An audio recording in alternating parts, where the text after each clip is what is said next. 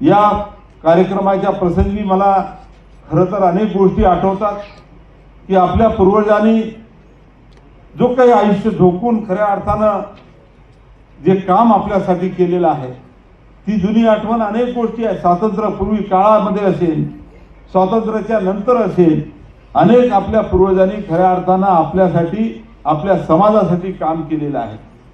मधल्या काळाचा विचार केला तर अनेक गोष्टी आहेत.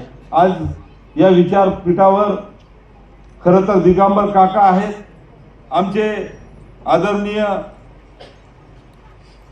अनेक लोक आहेत, मी सर्व नावं घेणार नाही, परंतु याच्यानंतर अनेक लोक स्वर्गवासी सुद्धा झाले. मग स्वर्गीय मोतीराज राठोड साहेब आहेत, आसारामजी गुरुजी आहेत, जवाहर राठोड साहेब आहेत, दौलतरावजी भोसले आहेत, मारोतरावजी जाधव आहेत, भीमरावजी जाधव आहेत, चंद्रराम गुरुजी आहेत, आणि मग वसंतरावजी नाईक साहेब, सुधाकर नाईक साहेब हे तर आहेत. असे अनेक लोक मी वाचत बसलो तर भरपूर नावं आहेत. या सर्व आमच्या पूर्वजांनी खऱ्या अर्थानं आमच्या DNT किंवा VJNT समाजासाठी खऱ्या पद्धतीनं जे काही त्या काळामध्ये काम केलेलं आहे त्याची कुठेतरी आज परिणाम आपण सर्वजण या ठिकाणी पाहतो आहे. या पूर्वजांच्या संघर्ष चळवळीचा अनेक गोष्टी या ठिकाणी आपण सर्वजण त्याला उजाळा देऊ शकतो.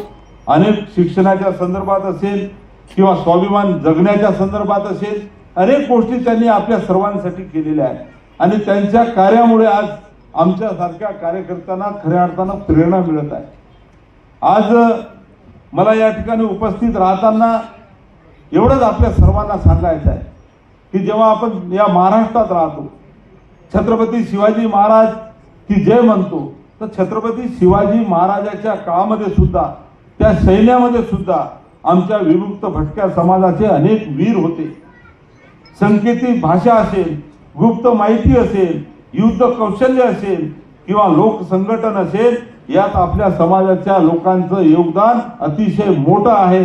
परंतु आज अनेक गोष्टी जाणीवपूर्वक बाजूला केल्या जात आहेत. बहिर्जी नाईक आपण पाहतो की बहिर्जी नाईकांचा उल्लेख होते, हे महाराजाच्या काळातील खऱ्या अर्थानं प्रमुख हेर होते. हा इतिहास खऱ्या अर्थानं आज कुठेतरी पुसल्या जात आहे. मग अशा अनेक गोष्टी आहेत की ज्या गोष्टीला आपण जर भेटलो, वेगवेगळ्या कार्यक्रमाच्या माध्यमातून एकत्र आलो तर ह्या सर्व गोष्टीला उजाळा मिळून या ठिकाणी आपल्याला सर्वांना या सर्व कार्यातून प्रेरणा मिळणार आहे. ब्रिटिशाच्या विरोधात आता या ठिकाणी बोलल्या गेलं प्रास्ताविकमध्ये की आपण ब्रिटिशाच्या विरोधात मोठ्या धैर्याने लढलो, आपले पूर्वज लढले.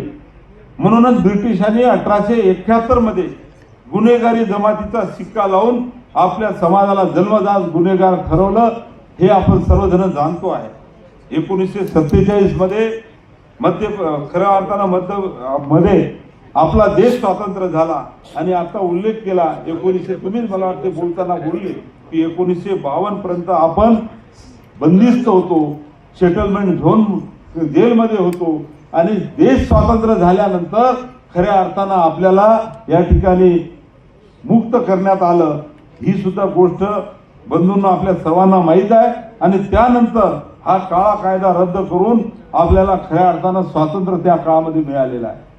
आज आपल्या देशामध्ये आपण या ठिकाणी अनेक लोक बोलले DNT VJNT आपण जर म्हणतो तर आज देशाच्या लोकसंख्येमध्ये